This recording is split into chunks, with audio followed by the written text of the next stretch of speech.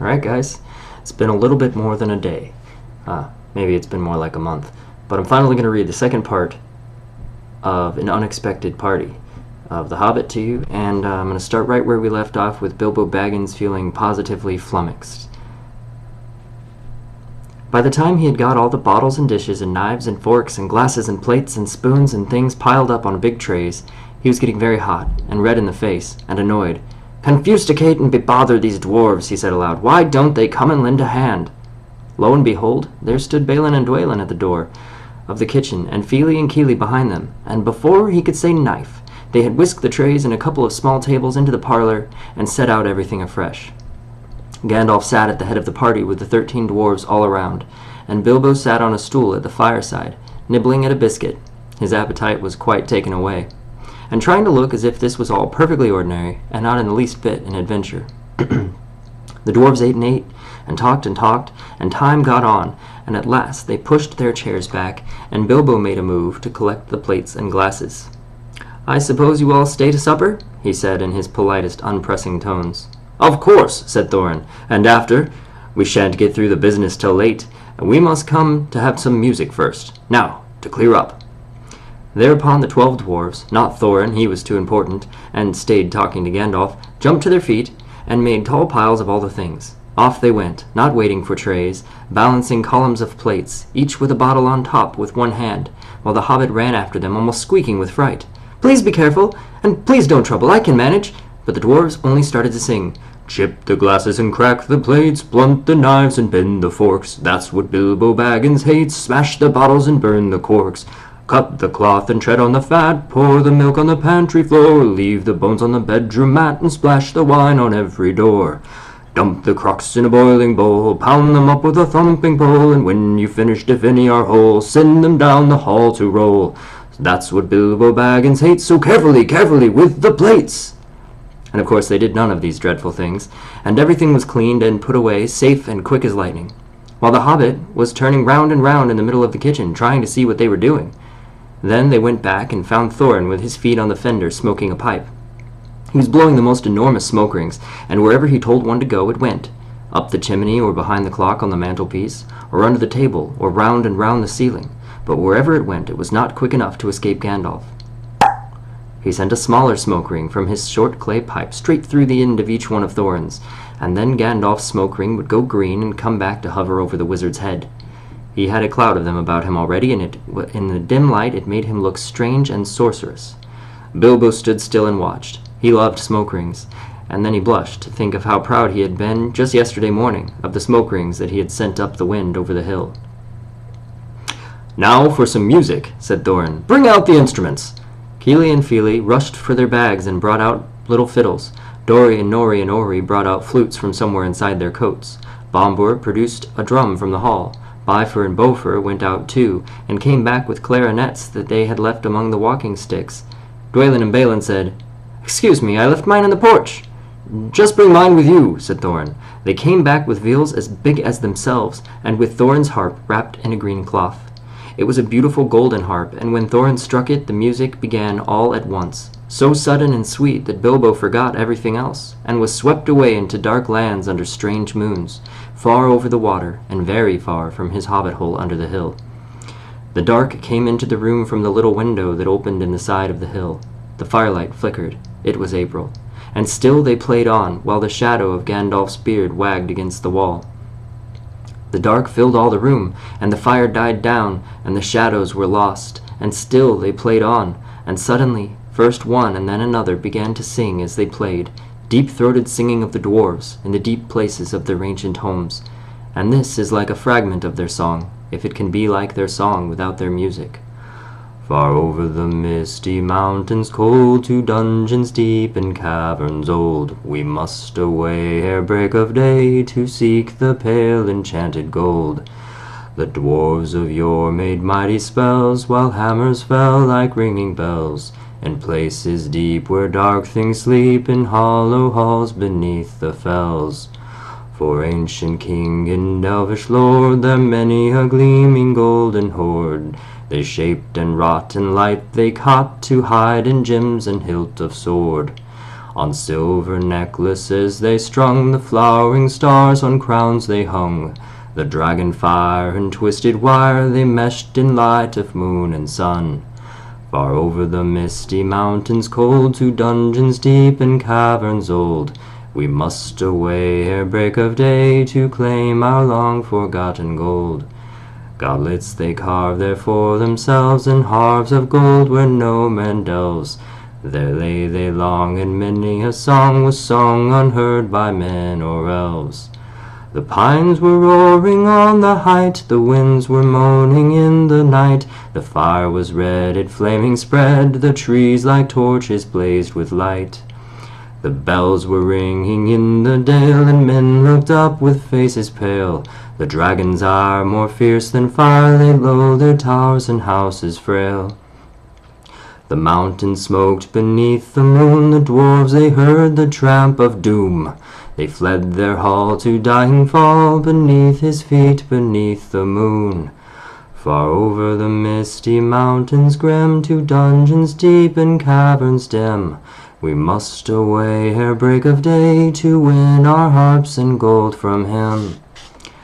As they sang, the hobbit felt the love of beautiful things made by hands, and by cunning, and by magic, moving through him, a fierce and jealous love, the desire of the hearts of dwarves.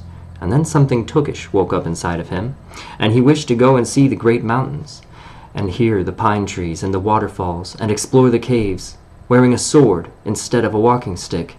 He looked out of the window. The stars were out in the dark sky above the trees. He thought of the jewels of the dwarves, shining in dark caverns. Suddenly, in the wood beyond the water, a flame leapt up, probably somebody lighting a wood fire, and he thought of plundering dragons settling on his quiet hill and kindling it all to flames. He shuddered, and very quickly he was plain Mr. Baggins of Bag End, under the hill again. He got up, trembling. He had less than half a mind to fetch the lamp, and more than half a mind to pretend to, and go and hide behind the beer cellars, or the beer barrels in the cellar, and not come out again until all the dwarves had gone away. Suddenly he found that the music and singing had stopped, and they were all looking at him with eyes shining in the dark. "Where are you going?" said Thorin, in a tone that seemed to show that he guessed both halves of the hobbit's mind. "What about a little light?" said Bilbo, apologetically. "We like the dark," said all the dwarves. "Dark for dark business. There are many hours before dawn." "Of course," said Bilbo, and sat down in a hurry. He missed the stool and sat on the fender, knocking over the poker and shovel with a crash. "Hush!" said Gandalf. "Let Thorin speak." And this is how Thorin began. "Gandalf, dwarves, Mr. Baggins, we are met together in this house of our friend and fellow conspirator, this most excellent and audacious hobbit. May the hair on his toes never fall out. All praise to his wine and ale." He paused for breath and for a polite remark from the hobbit. But the compliments were quite lost on poor Bilbo Baggins, who was wagging his mouth in protest at being called audacious, and worst of all, fellow conspirator. Though no noise came out, he was so flummoxed, so Thorin went on. "We are met to discuss our plans, our ways, means, policies, and devices. We shall soon, before the break of day, start on our long journey, a journey from which some of us, or perhaps all of us, except our friend and counselor, the ingenious wizard Gandalf, may never return. It is a solemn moment.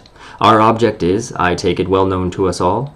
To the estimable Mr. Baggins, and perhaps to one or two of the younger dwarves, I think it should be right, in naming Keely and Feely, for instance. The exact situation at the moment may require a little brief explanation." This was Thorin's style. He was an important dwarf. If he had been allowed, he would have probably gone on like this until he was out of breath, without telling anyone out there anything that was not already known. But he was rudely interrupted. Poor Bilbo couldn't bear it any longer. At may never return, he began to feel a shriek coming up inside, and very soon it burst out like the whistle of an engine coming out of a tunnel. All the dwarves sprang up, knocking over the table. Gandalf struck a blue light on the end of his magic staff, and in its firework glare, the poor little hobbit could be seen kneeling on the hearth rug, shaking like jelly that was melting. Then he fell flat on the floor and kept on calling out, "Struck by lightning! Struck by lightning!" over and over again, and that was all they could get out of him for quite a long time. So they took him and laid him out of the way on the drawing-room sofa with a drink at his elbow, and they went back to their dark business. "Excitable little fellow," said Gandalf as they sat down again. "Gets funny queer fits, but he's one of the best. One of the best! As fierce as a dragon in a pinch." Well, if you've ever seen a dragon in a pinch, you will realize that this was only poetical exaggeration applied to any hobbit. Even the old Took's great-granduncle, Bullroarer, who was so huge, for a hobbit, that he could ride a horse. He charged the ranks of the goblins on Mount Graham in the Battle of the Green Fields, and knocked their king Golfimbol's head clean off with a wooden club. It sailed 100 yards through the air and went down a rabbit hole, and in this way the battle was won and the game of golf invented at the same time. In the meanwhile, however, Bullroarer's gentler descendant was reviving in the drawing-room. After a while and a drink, he crept nervously to the door of the parlor, and this is what he heard. Gloin speaking. Humph! Or some snort more or less like that. Will he do you think?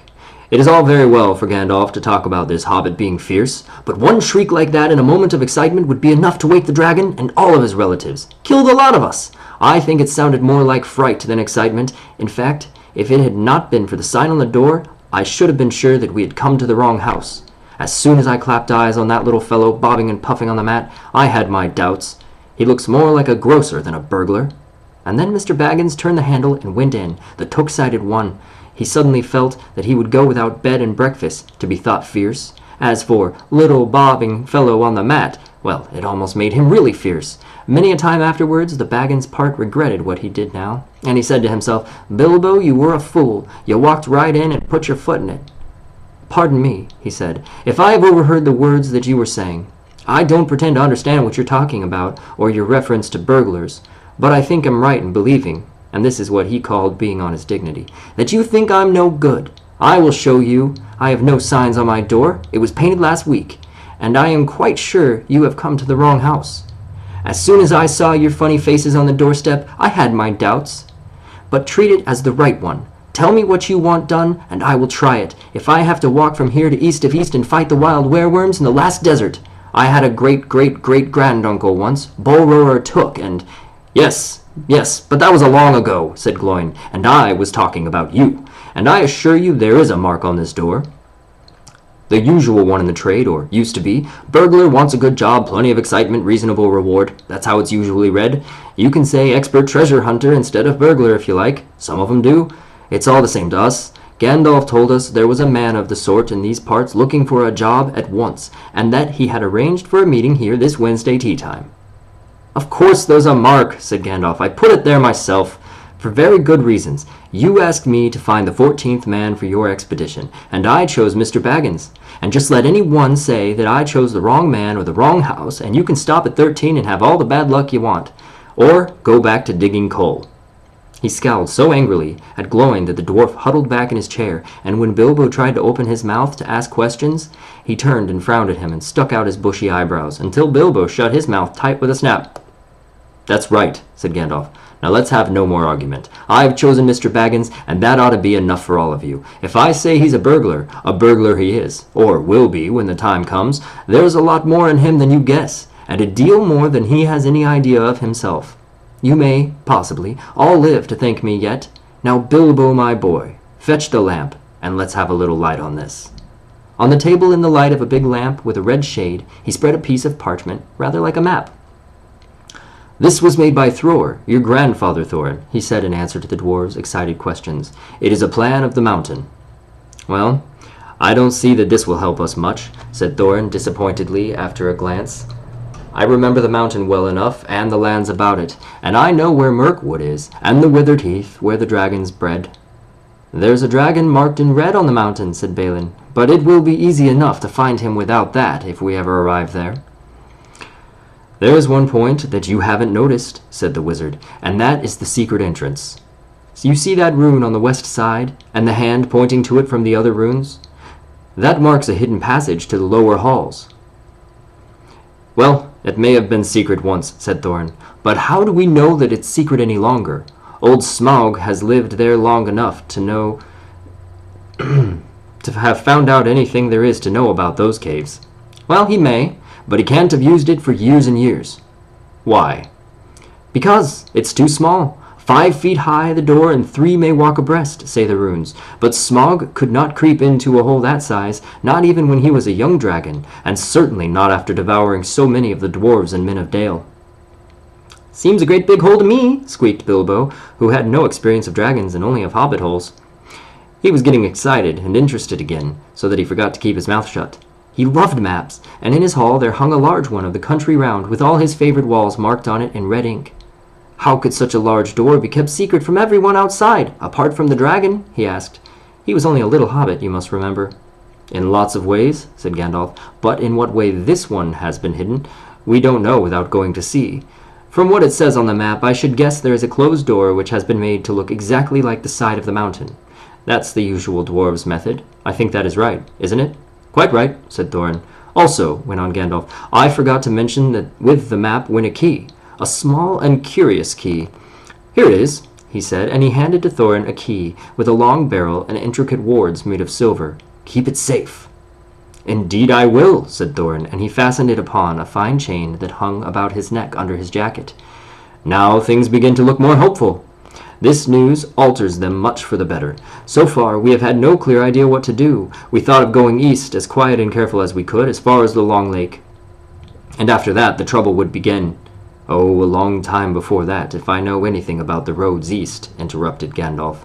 "Well, we might go from there up along the river Running," went along Thorin, taking no notice, "and so to the ruins of Dale, the old town in the valley there, under the shadow of the mountain. But we none of us liked the idea of the front gate. The river runs right out of it, through the great cliff at the south of the mountain, and out of it comes the dragon, too, far too often, unless he has changed his habits." "Well, that would be no good," said the wizard, "not without a mighty warrior, even a hero. I tried to find one, but warriors are busy fighting one another in distant lands, and in this neighborhood heroes are scarce, or simply not to be found. Swords in these parts are mostly blunt, and axes, well, they're used for trees, and shields as cradles or dish covers, and dragons are comfortably far off, and therefore legendary. And that's why I settled on burglary, especially when I remembered the existence of a side door. And here is our little Bilbo Baggins, the burglar, the chosen and selected burglar. So now let's go on and make some plans." "Ah, very well then," said Thorin. "Supposing the burglar expert gives us some ideas or suggestions," and he turned with mock politeness to Bilbo. "Well, first, I should like to know a bit more about things," he said, feeling all confused and a bit shaky inside, but so far still too tookishly determined to go on with things. "I mean, about the gold and the dragon and all that, and how it got there, and who it belongs to, and so on and further." "Oh, bless me," said Thorin, "haven't you got a map? And didn't you hear our song? And haven't we been talking about this all for hours?" "All the same, I should like it all plain and clear," he said obstinately, putting on his business manner, usually reserved for people who tried to borrow money off him, doing his best to appear wise and prudent and professional, and live up to Gandalf's recommendation. "Also, I should like to know more about the risks, out-of-pocket expenses, time required, and remuneration, and so forth, by which he meant, what am I going to get out of it, and am I going to come back alive?" "Oh, very well," said Thorin. "Long ago, in my grandfather Thror's time, our family was driven out of the far north, and came back with all their wealth and their tools to this mountain on the map.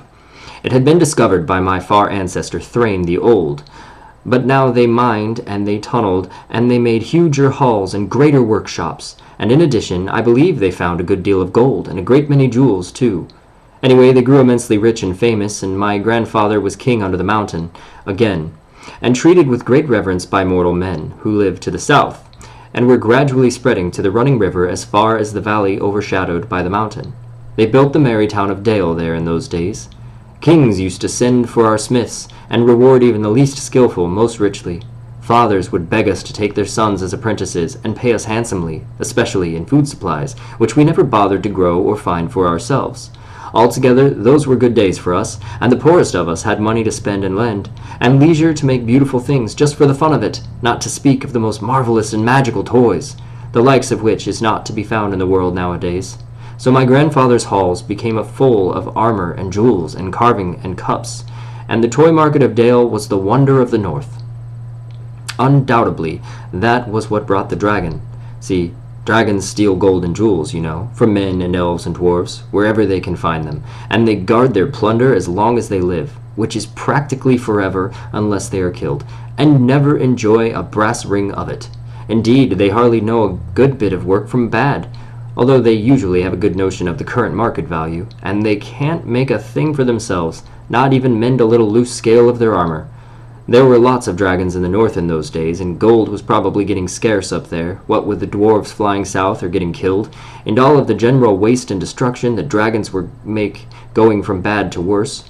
There was a most especially greedy and strong and wicked worm called Smaug. One day he flew up into the air and came south. The first we heard of it was a noise like a hurricane coming down from the north, and the pine trees on the mountain creaking and cracking in the wind. Some of the dwarves who happened to be outside, I was one luckily, a fine adventurous lad in those days, always wandering about, and it saved my life that day. Well, from a good way off we saw the dragon settle on our mountain in a spout of flame. Then he came down the slopes, and when he reached the woods they all went up in fire. By that time all the bells in Dale were ringing, and the warriors were arming. The dwarves rushed out of their great gate, but there was the dragon waiting for them. None escaped that way. The river rushed up in the steam, and the fog fell on Dale, and in the fog the dragon came on them and destroyed most of the warriors. The usual unhappy story. It was only too common in those days. Then he went back and he crept in through the front gate and routed all the halls and lanes and tunnels, alleys, cellars, mansions, and passages. After that there were no dwarves left alive inside, and he took all of their wealth for himself. Probably, for that is the dragon's way, he has piled it all up in a great heap far inside and sleeps on it for a bed. Later, he used to crawl out of the great gate and come by night to Dale and carry away people, especially maidens, to eat, until Dale was ruined and all of the people dead or gone. What goes on there now I don't know for certain, but I don't suppose anyone lives nearer to the mountain than the far edge of the long lake nowadays. The few of us that were well outside sat and wept in hiding and cursed Smaug. And there we were, unexpectedly joined by my father and my grandfather with singed beards. They looked very grim, but they said very little. When I asked how they had gotten away, they told me to hold my tongue, and said that one day, in the proper time, I should know. After that we went away, and we have had to earn our livings as best we could up and down the lands, often enough sinking as low as blacksmith work or even coal mining. But we've never forgotten our stolen treasure, and even now, when I will allow we have a good bit laid by and are not so badly off. Here, Thorin stroked a gold chain around his neck. We still mean to get it back, and to bring our curses home to Smaug if we can. I have often wondered about my father's and grandfather's escape. I see now they must have had a private side door which only they knew about, but apparently they made a map, and I should like to know how Gandalf got a hold of it. And why it did not come down to me, their rightful heir. I did not get a hold of it. I was given it, said the wizard. Your grandfather Thror was killed, you remember, in the mines of Moria by Azog the goblin. Curse his name. Yes, said Thorin. And Thrain, your father, went away on the 21st of April, 100 years ago last Thursday, and has never been seen by you since. True, true, said Thorin. Well, your father gave me this to give to you, and if I have chosen my own time and way for handing it over, you can hardly blame me, considering the trouble I had to find you. Your father could not remember his own name when he gave me the paper, and he never told me yours, so on the whole, I think I ought to be praised and thanked. Here it is, he said, handing the map to Thorin. I don't understand, said Thorin, and Bilbo felt that he would have liked to have said the same. The explanation did not seem to explain. Your grandfather, said the wizard slowly and grimly, gave the map to his son for safety before he went to the mines of Moria. Your father went away to try his luck with the map after your grandfather was killed, and lots of adventures of a most unpleasant sort he had, but he never got near the mountain. How he got there I don't know, but I found him a prisoner in the dungeons of the necromancer. Whatever were you doing there? Said Thorin with a shudder, and all the dwarfs shivered. Never you mind. I was finding things out, as usual, and a nasty, dangerous business it was. Even I, Gandalf, only just escaped. I tried to save your father, but it was too late. He was witless and wandering, and had forgotten almost everything, except the map and the key. We have long ago paid the goblins of Moria, said Thorin. We must give a thought to the necromancer. Don't be absurd! He's an enemy far beyond the powers of all the dwarves put together, if they could all be collected again from the four corners of the world. The one thing your father wished was for his son to read the map and use the key. The dragon and the mountain are more than big enough tasks for you. Hear, hear, said Bilbo, and accidentally he said it aloud. Hear what? they all said, turning towards him suddenly, and he was so flustered that he answered, hear what I was going to say." "And what's that?" they asked. "Well, I should say that you ought to go east and have a look around. After all, there is the side door, and dragons must sleep sometimes, I suppose. If you sit on the doorstep long enough, I dare say you will think of something. And, well, don't you know, I think we have talked long enough for one night, if you see what I mean. What about bed and an early start, and all that? I will give you a good breakfast before you go." "Before we go, I suppose you mean.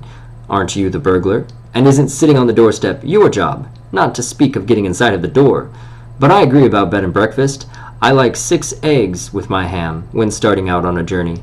Fried, not poached. And mind you, don't break 'em." After all the others had ordered their breakfast without so much as a please, which annoyed Bilbo very much, they all got up. The Hobbit had to find room for them all, and filled all of his spare rooms and made beds on chairs and sofas, before he got them all stowed and went to his own little bed, very tired, and not altogether happy. One thing he did make his mind up about was not to bother to get up very early and cook everybody else's wretched breakfast. The tookishness was wearing off, and he was not now quite so sure that he was going on any journey in the morning. As he lay in bed, he could hear Thorin still humming to himself in the best bedroom next to him. "Far over the misty mountains cold, to dungeons deep in caverns cold, we must away ere break of day, to find our long-forgotten gold." Bilbo went to sleep with that in his ears, and it gave him very uncomfortable dreams. It was long after the break of day when he awoke. Well, guys, that is the end of Chapter 1. I think it's about as far as I can get tonight. But I'll try to start on Chapter 2 for you guys tomorrow. And I love you. Have a great night.